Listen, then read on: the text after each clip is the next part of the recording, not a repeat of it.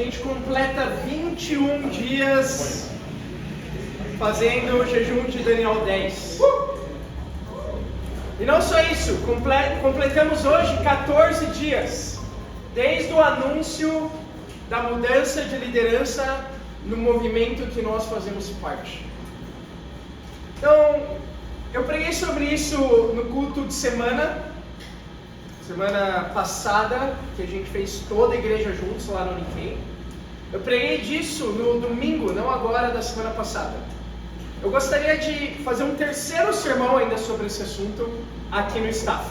Vamos lá, amigo. Então vamos ter perspectiva sobre isso que está acontecendo com a gente, porque aconteceu com o povo de Deus da Bíblia também. Vamos comigo em Deuteronômio 34. Aqui nós temos uma grande mudança de liderança que aconteceu no movimento de Deus. Nós temos aqui Moisés deixando de liderar e Josué, o sucessor dele, assumindo o posto. Deuteronômio 34.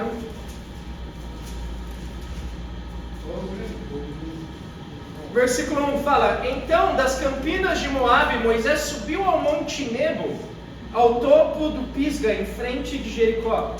Ali o Senhor lhe mostrou a terra toda, de Gileade a Dan, toda a região de Naftali, o território de Efraim e Manassés, toda a terra de Judá até o mar ocidental, Negueb e toda a região que vai do vale de Jericó, a cidade das palmeiras. Vamos até Zoar. Avante. Não, até Zoar não, né? Está errado. E o Senhor lhe disse: Essa é a terra que prometi sobre juramento a Abraão, a Isaac e Jacó, quando lhes disse: Eu a darei a seus descendentes. Permiti que você a visse com seus próprios olhos, mas você não atravessará o rio, não entrará nela. Moisés, o servo do Senhor, morreu ali em Moabe, como o Senhor dissera. Ele sepultou em Moabe, no vale que fica diante de Bet-peor, mas até hoje ninguém sabe onde está localizado o seu túmulo. Moisés tinha 120 anos de idade quando morreu, todavia nem os seus olhos, nem o seu vigor tinham enfraquecido. Os israelitas choraram Moisés nas campinas de Moabe durante 30 dias, até passar o período de pranto e luto. Ora, Josué, filho de Nun, estava cheio do espírito de sabedoria, porque Moisés tinha imposto as suas mãos sobre ele, de modo que os israelitas lhe obedeceram e fizeram o que o Senhor tinha ordenado a Moisés. Em Israel, nunca mais se levantou profeta como Moisés, a quem o Senhor conheceu face a face, e que fez todos aqueles sinais e maravilhas que o Senhor o tinha enviado para fazer no Egito, contra o faraó, contra todos os seus servos e contra toda a sua terra. Pois ninguém jamais mostrou tamanho poder como Moisés, nem executou os feitos temíveis que Moisés realizou aos olhos de todo Israel. Então, aqui nós vemos o final do Pentateuco, que muitos acreditam que Moisés mesmo escreveu. E nós vemos o relato do final da vida de Moisés, quando Deus chama ele para subir até o topo do Monte Nebo, e ele fala: Moisés, avista a terra prometida, a terra que eu prometi para os seus antepassados, Abraão, Isaac e Jacó. Você vai ver a terra, mas você não vai entrar nela, porque você pecou. Moisés tinha pecado com ira no deserto. E aí, quando o povo sabe da notícia da morte de Moisés, o povo chora por 30 dias. Então, teria tudo para ser uma passagem triste, mas não é isso que a gente vê aqui, exatamente. Nós temos uma dicotomia de sentimentos nessa passagem. Porque ao mesmo tempo que é triste, o povo perdeu o seu grande líder até então, que liderou eles da terra da escravidão no Egito, atravessou o Mar Vermelho, 40 anos no deserto, que escreveu as tábuas da lei de Moisés, com os 10 mandamentos. O povo acabou de perder esse líder. Só que agora Deus anuncia um novo líder, e esse líder era Josué. Só que ainda falando de Moisés, a Bíblia não descreve ele de forma negativa aqui, simplesmente. Fala que Moisés, ele liderou o povo, fez grandes feitos, e diz o seguinte sobre ele, que ninguém como Moisés veio antes dele, e ninguém depois dele seria como ele. Essa é a descrição, nunca houve e nunca vai haver um profeta como Moisés. E essa é a dicotomia de sentimentos que nós temos agora. Sim. Entende? Porque a realidade, irmãos, é que Kip não morreu, ele continua vivo fisicamente, continua vivo espiritualmente como discípulo de Jesus, mas ele deixou a liderança. Sim. Entende? Então, sem dúvida, é um baque para nós. Porque Deus usou ele para iniciar o movimento no ano de 2006, 2007. Entende? Então é um baque ouvir essa notícia, mesmo 2 semanas ainda que se passaram. Mas nós podemos estar certo de algo. E isso não é exaltar pessoas. Que nunca houve e nem nunca vai haver um líder como Kip. Entende? Podemos afirmar isso, porque olha isso. Ele foi parte de 3 movimentos. O movimento começou lá atrás com as igrejas tradicionais de Cristo. Ele foi convertido aí lá nos Estados Unidos, na universidade que ele frequentava. Aí ele se tornou discípulo de Jesus. E depois disso, com 25 anos de idade mais ou menos, ele começou um movimento, que foi a ECOC. Imagina isso, com 25 anos, alguém ter a audácia de começar um movimento, porque basicamente ele viu que nem todos nas igrejas tradicionais de Cristo eram totalmente comprometidos. Os universitários eram comprometidos, mas o restante da igreja não. E ele fala que as pessoas ainda saíam do culto para fumar, tinham pecados, os casados que não eram lidados. Então a igreja era só parcialmente comprometida. E um movimento que ele fundou no ano de 1979, a ECOC, foi quando ele foi chamado para liderar uma dessas igrejas. A igreja lá tinha 60 pessoas, 60 membros. E ele falou em uma das reuniões que eles tiveram: a gente vai fazer uma linha aqui hoje. Então, se você acredita que na igreja de Deus só pode haver discípulos totalmente comprometidos, você vem com a gente. Agora, se não, você faz o que você quiser.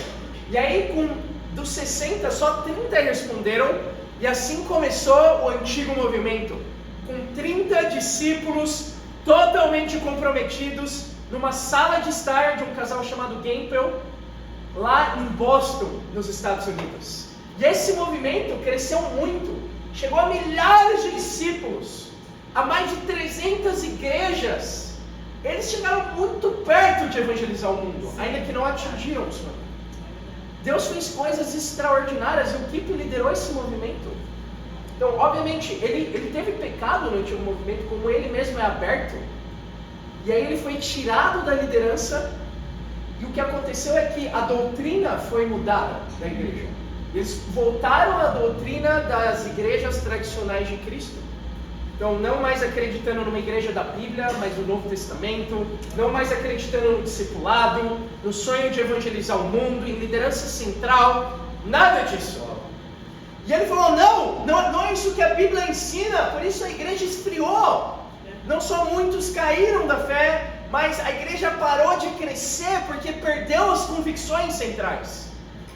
Então, não houve remédio, então a solução foi começar um novo movimento. Imagina isso, depois dos 50 anos de idade, depois de ter liderado igrejas pelo mundo, ele voltou e falou, vamos começar de novo. Sim. E aí ele começou o novo movimento, com 42 discípulos que foram enviados para começar a igreja em Los Angeles, nos Estados Unidos. E desses 42 discípulos, Deus usou a fé dele para chegar em 12 mil discípulos ao redor do mundo. Mais de 160 igrejas.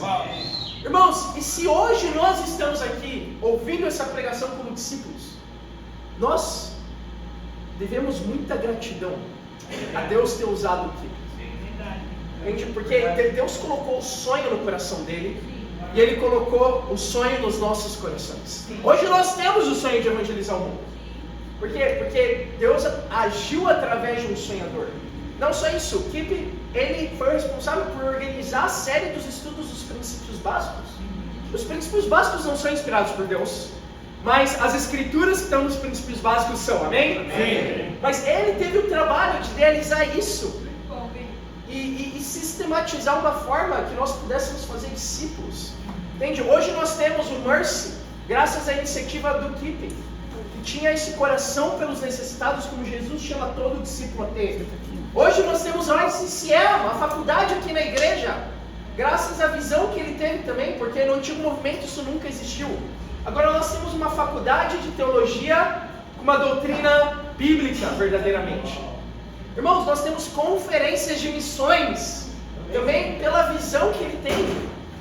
Porque, sem dúvida, quando nós temos uma conferência, nós saímos cheios de fé para seguir evangelizando o mundo. E nós tivemos uma agora em fevereiro. Então, você consegue ver o impacto que esse homem teve nas nossas vidas? Sem dúvida, nós não idolatramos, exaltamos ele mais do que a Deus, sem dúvida que não. Mas nós precisamos parar nesse ponto e reconhecer que Deus agiu através do Kip, como agiu através de Moisés. E sem dúvida, podemos falar, depois de tudo isso que eu descrevi agora, que nunca houve, nem nunca vai haver alguém como o Kip Makini. E eu tenho uma gratidão eterna à vida desse homem. E ele segue nas minhas orações. E eu quero te convidar a fazer o mesmo, a manter o Kip e a Helena Makini nas suas orações também. Estão comigo, irmãos? Agora, a Bíblia, ela é dividida em algumas eras. Nós temos a era mosaica, nós temos a era de Davi, temos a era de Jesus, dos apóstolos, a era de Atos, da igreja do Novo Testamento. Mas uma era pouco exaltada, talvez, ou muitas vezes ainda pouco estudada, é a era de Josué, que foi justamente o sucessor de Moisés. Ele teve a missão que ainda Moisés não conseguiu cumprir, que é chegar de fato na terra prometida e conquistar ela. Então, eu realmente acredito que essa é a era que nós estamos agora no movimento. A era de Josué. Então nós tivemos o Moisés que abriu o Mar Vermelho, nos tirou da escravidão dos nossos pecados através dos estudos bíblicos. Mas é isso, nós temos ainda um sonho para alcançar, o sonho da terra prometida, de evangelizar o mundo nessa geração. Nada mais justo então do que a gente fazer um estudo hoje em Josué capítulo 1. Então vamos aqui em Josué 1, versículo 1, a Bíblia fala: depois da morte de Moisés, servo do Senhor, disse o Senhor a Josué, filho de Nun, auxiliar de Moisés: meu servo Moisés está morto. Agora, pois, você e todo esse povo, preparem-se para atravessar o rio Jordão e entrar na terra que eu estou para dar aos israelitas. Como prometi a Moisés, todo lugar onde puserem os pés, eu darei a vocês. Seu território se estenderá do deserto do Líbano e do grande rio Eufrates, toda a terra dos hititas até o mar grande no oeste. Ninguém conseguirá resistir a você todos os dias da sua vida, assim como estive com Moisés. Estarei com você. Nunca o deixarei, nunca o abandonarei. Então, aqui nós vemos como terminou o tempo de luto do povo. Porque quando você perde um líder, tem que ter um luto na prova. Entende? Eles perderam Moisés.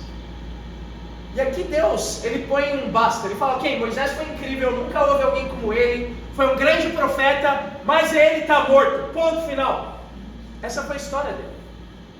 Agora nós continuamos a escrever a história do povo de Deus. Aqui está Josué, o líder de vocês, e essa é a terra que eu prometi e vocês vão conquistar. E aqui Deus chama não só ao povo, mas chama Josué a se preparar para atravessar o Jordão. E não só para atravessar o Jordão, mas se preparar para uma nova era, sem Moisés mais. E aí vem nosso primeiro ponto. Prepare a sua fé. Então, como está pronto para um momento de transição? Como foi para o povo, com a transição para Josué, e como está preparado para um momento de transição como agora? Você precisa preparar a sua fé. Em Josué 3:1. Depois de atravessar o Jordão, assim como Moisés atravessou o Mar Vermelho, nós lemos o seguinte, versículo 1. De manhã bem cedo, Josué e todos os israelitas partiram de Sitim e foram para o Jordão, onde acamparam antes de atravessar o rio. 3 dias depois, os oficiais percorreram o acampamento e deram esta ordem ao povo: quando virem a arca da aliança do Senhor, seu Deus, e os sacerdotes levitas carregando a arca, saiam das suas posições e sigam. Mas mantenham a distância de cerca de 900 metros entre vocês e a arca, não se aproximem. Desse modo, saberão que caminho seguir, pois vocês nunca passaram por lá. Amém? Então, aqui nós vemos o exato momento em que Josué, com todo o povo, atravessa o rio Jordão milagrosamente, carregando a arca de Deus nas mãos. Aqui a Bíblia descreve que o rio Jordão se abriu ao meio, assim como o Mar Vermelho se abriu ao meio quando Moisés a atravessou. Sabe qual é a conclusão disso? Que da mesma forma que Deus esteve com Moisés, Deus estava com Josué. Amém? Amém. Irmãos, eu realmente acredito que essa é a verdade para nós também. Entende? Claro, esse é um momento interessante, é um momento muito crítico para nós como movimento. Por quê? Desde que o novo movimento surgiu, em 2006, 2007, basicamente a gente tinha 2 perguntas principais na mente de todo mundo. Tinham muitas perguntas, na verdade, na mente de muita gente, mas tinham 2 perguntas principais. A primeira é: será que nós vamos ver os mesmos milagres que a gente ouviu lá na ECOC se repetir no novo movimento? Essa era a primeira pergunta.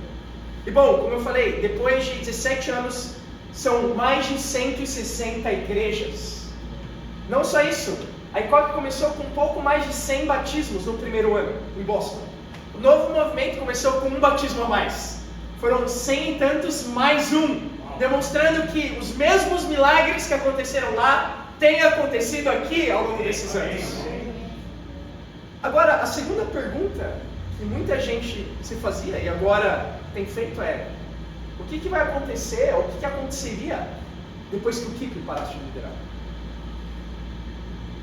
Porque nós vimos um cenário caótico lá atrás, em 2002, 2003. Mas é bem diferente do cenário de hoje, por algumas razões. Primeiro, o Kip, ele não foi tirado de liderar, como foi lá atrás. Ele se retirou, se aposentou. Já era o plano foi antecipado por questões espirituais, que ele precisava de ajuda. E além disso, depois que ele saiu em 2002, que tiraram ele, ninguém assumiu a posição que ele tinha. Basicamente tinha um conselho de líderes, mas ninguém assumiu o posto. Agora não, agora nós temos um novo Josué. Nós temos Raul e Linda Moreno como os líderes do movimento. E sem dúvida, o que a Bíblia fala de Josué como um homem que estava cheio de sabedoria e do Espírito Santo de Deus, vale para Raul e Linda. Nós sabemos disso melhor do que ninguém, amém, irmãos? Sim, amém. Então, é como a gente tem falado, o ponto não é olhar para homens e para pessoas, mas é olhar para as promessas de Deus. E nós temos uma promessa aqui no Novo Testamento, que obviamente não é conquistar uma terra física, não é travar batalhas físicas como Josué teve que fazer, mas nós temos uma promessa dentro da nossa guerra espiritual. Olha comigo João 14.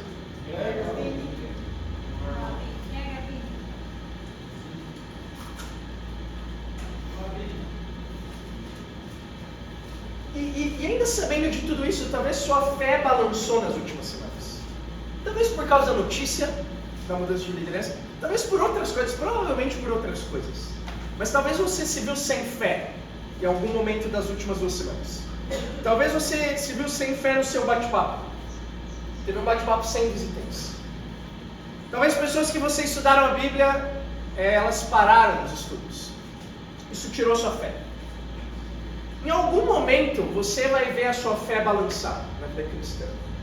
A pergunta é como preparar a sua fé?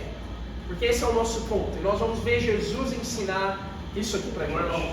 Versículo 1. Não se perturbe o coração de vocês. Creiam em Deus, creiam também em mim.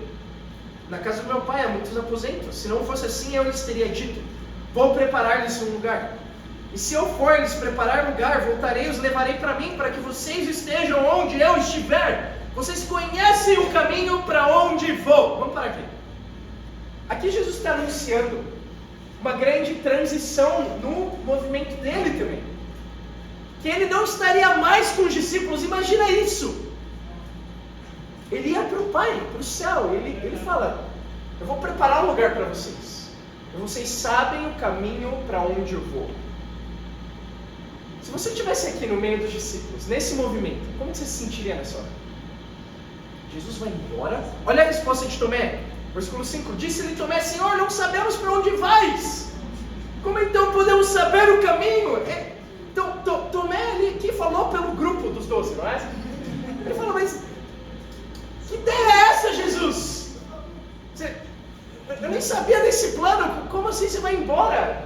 Você vai mandar o quê? Um cartão postal pra gente depois? O que é pra gente fazer? Eu não tenho a mínima ideia do caminho que você disse que eu conheço.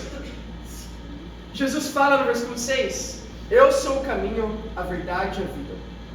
Ninguém vem ao Pai a não ser por mim. Se vocês realmente me conhecessem, conheceriam também o Pai. Já agora vocês o conhecem e o têm visto. Então, é interessante porque Jesus fala: vocês sabem o caminho para onde eu vou. Tomé fala: não, a gente não sabe. E Jesus fala: você sabe. Eu sou o caminho, a verdade e a vida. Vocês têm me visto. Você acha que os discípulos entenderam agora? Versículo 8. Diz Felipe: Senhor, mostra-nos o Pai. Isso nos basta.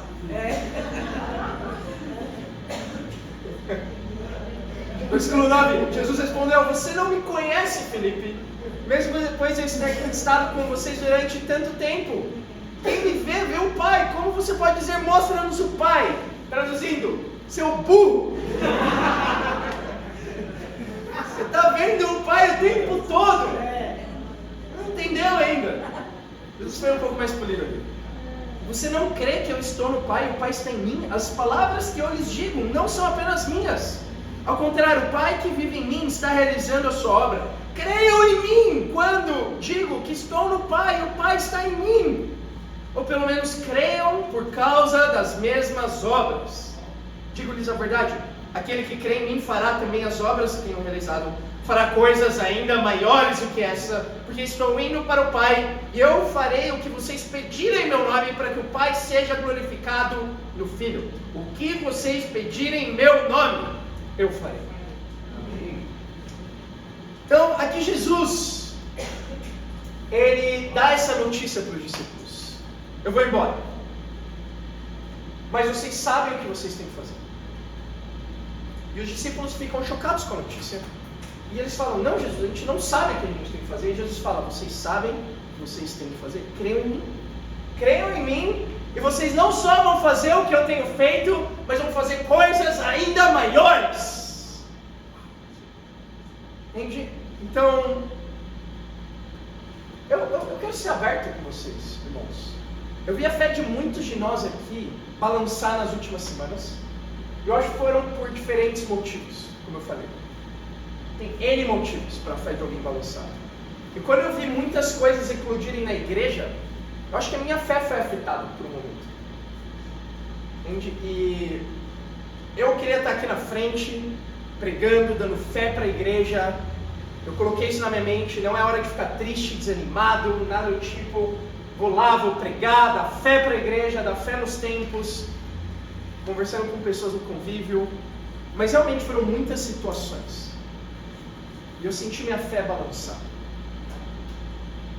E meditando nesse momento, pedindo uma resposta para Deus, Ele mandou na forma de um joelho na minha testa, como vocês podem ver aqui agora. Mas realmente, eu diria que esse ponto foi um divisor de águas para mim. Porque foi aí que eu me perguntei: o que Deus quer me ensinar para o meu bem, porque Ele me ama? Sim. E a resposta veio na manhã seguinte, no meu tempo com Deus: eu já sei o caminho. Minha fé tem balançado agora por um instante, mas eu sei o que eu tenho que fazer. Eu vou voltar para a missão como nunca antes. Vou estar na universidade, compartilhando minha fé, em estudos bíblicos, tendo tempo com os meus irmãos, orando pelo meu coração, sendo aberto e vulnerável no discipulado, no casamento, com os discípulos que eu discipulo ainda. Eu já sei o que eu tenho que fazer. E não deu outra, irmãos.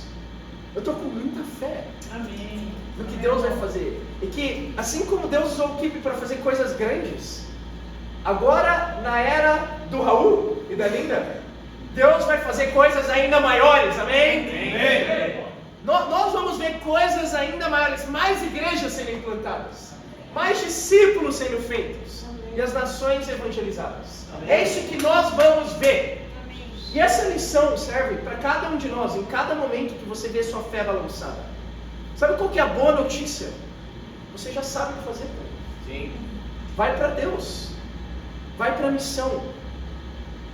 E aí, você vai preparar a sua fé para o que vier. Muito bom, Benito.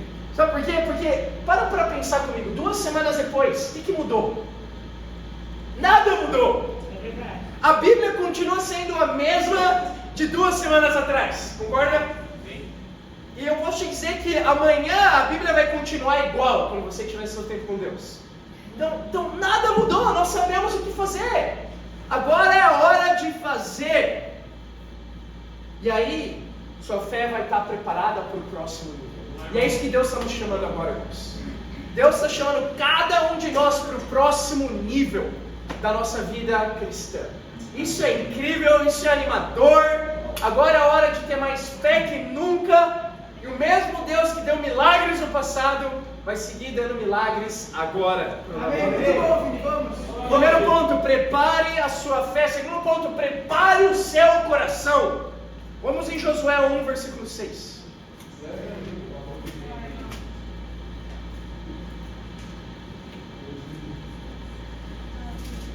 Josué 1, 6.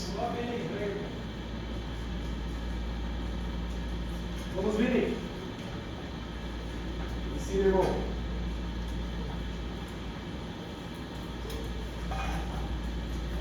Seja forte e corajoso, porque você conduzirá esse povo para herdar a terra que prometi sobre juramento aos seus antepassados. Somente seja forte e muito corajoso. Tenha cuidado de obedecer a toda a lei que o meu servo Moisés lhe ordenou. Não se desvie dela nem para a direita nem para a esquerda, para que você seja bem sucedido por onde quer que andar. Não deixe de falar as palavras desse livro da lei e de meditar nelas de dia e de noite, para que cumpra fielmente tudo o que nele está escrito. Só então os seus caminhos prosperarão e você será bem sucedido. Não fui eu que lhe ordenei? Seja forte e corajoso. Não se apavore, não desanime, pois o Senhor seu Deus estará com você por onde você andar. Amém. Então aqui Deus prepara o coração de Josué. Ele fala, seja forte e corajoso, Josué. Obedeça fielmente a lei que eu dei para Moisés. Não se desvie nem para a direita, nem para a esquerda, e eu vou estar com você. A palavra forte significa ser forte, significa prevalecer, estar seguro, estar firme. E aí você tem um sentido mais espiritual de cada um desses significados. A palavra corajoso significa estar fisicamente alerta. E aí tem um sentido mais físico do que espiritual. Então, Deus chama Moisés a se preparar tanto espiritualmente quanto fisicamente, porque ele estava prestes a começar uma guerra. E eu realmente acredito que isso é o que a gente viveu nesses 21 dias de jejum. Sim.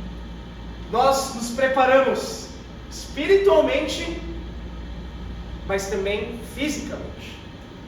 Nós tivemos contato aí com os 2 elementos da guerra. Eu não sei você, mas os primeiros dias eu achei que eu ia morrer por esse jejum. Entende? Porque sem açúcar, sem doce, sem carne.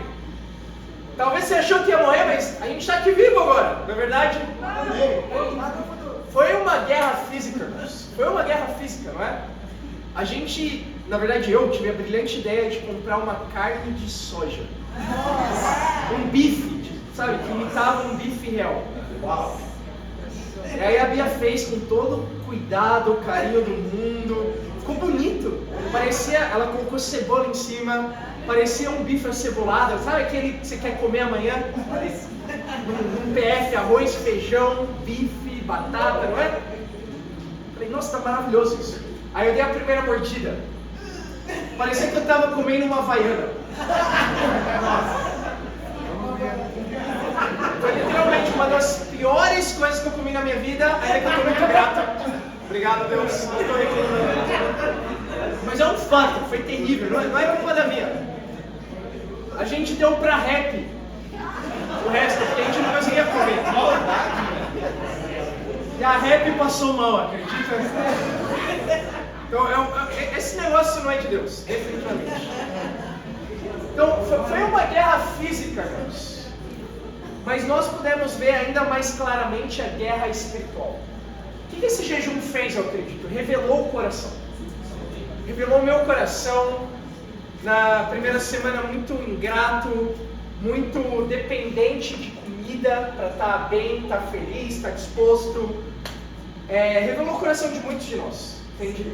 Nas semanas seguintes com lutas, falta de fé, dúvidas, entende? E agora tem revelado também, o que você vai fazer amanhã, como que você vai tratar daqui para frente a ausência do jejum. Tipo, é uma festa, uma celebração para você? Eu creio que não deveria ser. Porque o jejum serve para nos aproximar de Deus. Sim. Amém? Para preparar os nossos corações, entende? E essa é a grande lição, e eu queria aqui trazer à tona a escritura que eu li 2 semanas atrás sobre o jejum. Em Isaías 58:5 fala: será esse o jejum que escolhi? Que apenas um dia o homem se humilhe, incline a cabeça como junco e se deite sobre pano de saco e cinzas? É isso que vocês chamam de jejum, um dia aceitável ao Senhor? Então aqui Deus questiona Isaías. Isaías questiona o povo. É isso que vocês consideram um jejum? Que o homem um dia fique sem comer? Então, para mim a grande lição é essa. Nós não estamos aqui fazendo um jejum de um dia, ou de 21 dias, mas um jejum de uma vida. E eu quero te chamar junto comigo a tomar uma decisão pós-jejum, a mudar algo no seu caráter, ou no seu coração, daqui para frente. Isso não vai ter um prazo de um dia ou 21 dias. Então, usa esse jejum para isso, porque, irmãos, o jejum serve, e para mim essa é a grande lição sobre jejum, que eu vou levar para a minha vida. Serve como um detox, para te desintoxicar dos seus vícios. Pode ser um vício com doce, um vício com, sei lá, alguma comida que você depende daquilo para estar alegre. Não pode ser assim a vida de um discípulo, amém? Não é pecado comer doce, mas entende? A gente não quer tirar o nosso prazer disso. O jejum serve para te desintoxicar, talvez de entretenimento, talvez do conforto. Então, além disso, eu jejuei banho quente. Eu passei todos esses dias tomando banho frio, junto com outros que fizeram isso também. E eu estou muito grato, na verdade. Hoje, eu não estou ansioso pelo meu banho quentinho, confortável amanhã, ou para ir comer carne. E, sendo sincero, eu acredito que eu vá fazer essas coisas amanhã. Mas o que eu estou mais ansioso para fazer amanhã, mais do que comer carne, mais do que tomar banho quente, é ter o melhor tempo com Deus na minha vida. Porque é isso que o meu coração precisa e o seu também. É o que Deus chama Josué a fazer. Não só obedecer a lei, mas meditar nela dia e noite. E cada vez que você vê o seu coração distante desse coração que a Bíblia chama a ter, eu te animo a fazer um jejum. Pode ser um jejum como a gente fez, pode ser outro tipo de jejum, mas essa é a função principal do jejum. Preparar o seu coração para ele estar alinhado com o de Deus. Amém? Amém. Terceiro e último ponto. Josué 1, versículo 10. Assim Josué ordenou aos oficiais do povo: percorram o acampamento e ordenem ao povo que prepare as provisões. Terceiro e último ponto. Prepare seu acampamento. É isso que Deus fala para Josué, ok? Você preparou sua fé? Preparei. Preparou seu coração? Preparei. Agora prepara o seu acampamento. Prepara o restante do povo. E talvez esses 21 dias não abalaram sua fé, nem um pouco. Talvez não balançaram o seu coração. Ou talvez sim, mas você já voltou onde deveria. Qual é o próximo passo agora para um líder ou um futuro líder que está aqui no staff essa noite? Preparar o seu acampamento. Preparar o seu bate-papo. Preparar a sua região. Preparando a fé e o coração deles também. Amém? Vamos seguir lendo. Daqui a 3 dias vocês atravessarão o Jordão nesse ponto, para entrar e tomar posse da terra que o Senhor, o seu Deus, lhes dá. Mas as tribos de Ruben, de Gade, a metade da tribo de Manassés, Josué disse: lembrem-se da ordem que Moisés, servo do Senhor, deu a vocês, quando o Senhor, o seu Deus, lhes prometeu descanso e dar-lhes essa terra. As suas mulheres, os seus filhos e os seus rebanhos poderão ficar na terra que Moisés lhe deu a leste do Jordão, mas todos os homens de guerra, preparados para lutar, atravessarão a frente dos seus irmãos israelitas. Vocês os ajudarão, até que o Senhor conceda um lugar de descanso para eles, como deu a vocês. E até que eles tenham também tomado posse da terra que o Senhor, seu Deus, lhes dá. Depois disso, vocês poderão voltar e ocupar a sua própria terra, que Moisés, seu servo do Senhor, lhes deu a leste do Jordão, na direção do nascer do sol. Então eles responderam a Josué: tudo o que você nos ordenar faremos, e onde quer que nos enviar, iremos. Assim como obedecemos totalmente a Moisés, também obedeceremos a você. Somente que o Senhor, o seu Deus, seja com você como foi com Moisés. Todo aquele que se rebelar contra as suas instruções e não obedecer às suas ordens, seja o que for que você lhe ordenar, será morto. Somente seja forte e corajoso. Prepare o seu acampamento. Aqui Deus dá 2 instruções principais para como Josué deveria preparar o restante do povo. A última ordem que ele dá, aqui no finalzinho, é preparar o povo a estar completamente unido com ele. Entende? E o povo responde. O povo fala: nós vamos estar totalmente unidos com você, Josué. Onde você falar para a gente ir, a gente vai ir. E o que você ordenar, nós vamos obedecer. Se alguém não obedecer, vai ser morto. Então aqui Deus chama Josué chama o povo, e o povo atende a um estado de completa união. E é isso que nós precisamos na era de Josué, irmãos, agora. E, na verdade, em todas as eras da igreja, a Bíblia nos chama a esse mesmo padrão de união de Josué. E sabe onde são os pontos mais difíceis de estar unido? Nas áreas de opinião. Quando cada um tem a sua opinião. Ainda como fazer um jejum. Entende? Eu acho que é uma razão muito nobre e muito justa chamar toda a igreja a fazer um jejum. Principalmente de uma mudança como essa. Mas sabe o que eu vi? Que eu percebi? Nem todos tiveram o coração do Jefferson. Sim. Ele tinha marmitas na geladeira. Ele tem um filho, uma esposa que acabou de dar à luz. Ele tinha todas as razões do mundo para falar: não é tão sábio fazer um jejum agora. Não é o melhor. Ou não estou com o coração. Ele não deu desculpas. Agora, por que nem todos os discípulos têm esse mesmo coração? Porque eu vi muita gente dando desculpas esfarrapadas, essa é a verdade. Entende? Não, eu já tenho comida, mas claro que você pode congelar. Entende? Se você quer, você dá um jeito. Ah não estou com o coração de fazer o jejum. Então muda o coração. O problema não é não fazer o jejum, não é isso que vai te ajudar. Entende? Irmãos, o problema não é não ter feito o jejum, se você não fez, mas é o coração que se mostra. Isso não é um coração de união plena. E o que a gente precisa agora é união plena. Entende? Então, se você não fez o jejum e está aqui, eu quero te chamar a refletir sobre o seu coração agora. E por que você não fez? Ninguém é obrigado a nada. Mas por que alguém não faria para estar unido com o resto da igreja? Com o resto do movimento agora, que a gente é parte. E se você fez o jejum, eu quero te chamar a trazer à luz o coração das pessoas que você lidera. Da sua região, do seu bate-papo. Por quê? Porque isso mostra algo que pode ser muito perigoso no futuro. Entende? Porque, de novo, se não tem união em algo pequeno, não vai ter união em coisas maiores, talvez. E isso talvez só é a ponta do iceberg.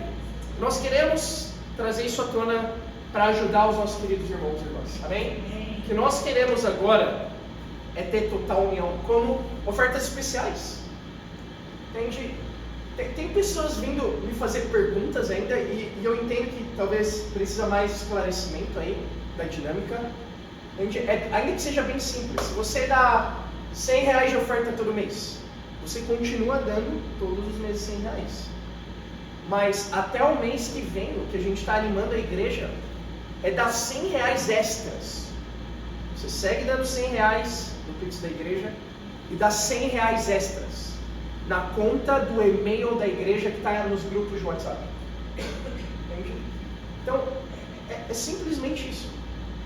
Agora, se você não pode dar, não quer dar, obviamente ninguém vai te obrigar. Mas o que importa para Deus é o coração por trás de dar. E se alguém não só não pode dar, mas não quer dar, isso sim me preocupa. Sim, tem algo a mais aí que a gente precisa com amor ajudar, entende?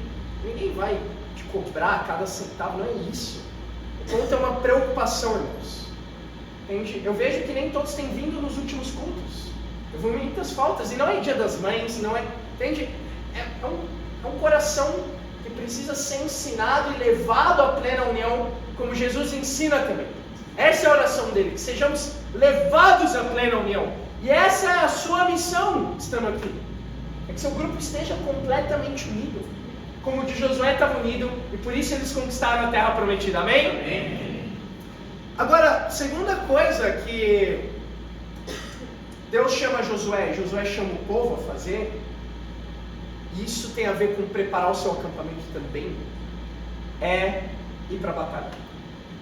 Mesmo as 2,5 tribos que já tinham o espaço delas de terra.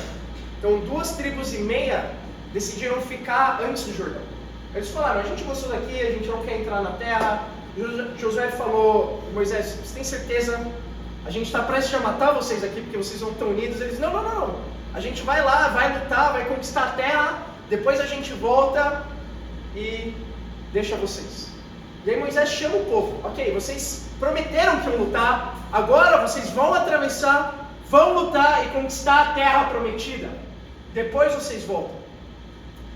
E essa é a segunda coisa que nós precisamos agora para preparar o nosso acampamento. Todos os discípulos da igreja têm que estar na missão agora, irmãos. Tem que estar na batalha. A gente não pode descansar e sossegar enquanto tem pessoas no cantinho delas confortáveis. Entende? Tem pessoas agora descansando do outro lado do Jordão.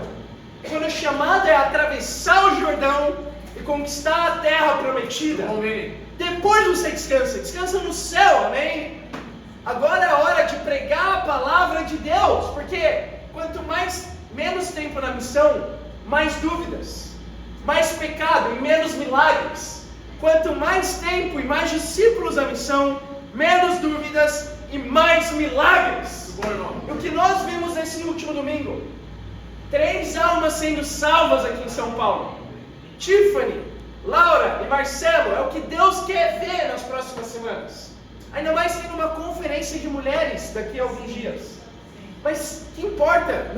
Não importa, nós fazemos isso simplesmente para preparar a nossa fé, o nosso coração e o nosso acampamento. Amém, irmãos? Então, com isso, com essas 3 decisões que nós somos chamados a tomar hoje, assim como Josué, sendo fortes e corajosos, nós vamos ter uma era de Josué que vai entrar para a história do jejum. Como o movimento, e eu creio nisso de todo o meu coração, como o primeiro movimento, depois do movimento no primeiro século, que evangelizou o mundo na sua e na minha geração. E para Deus seja a glória. Amém.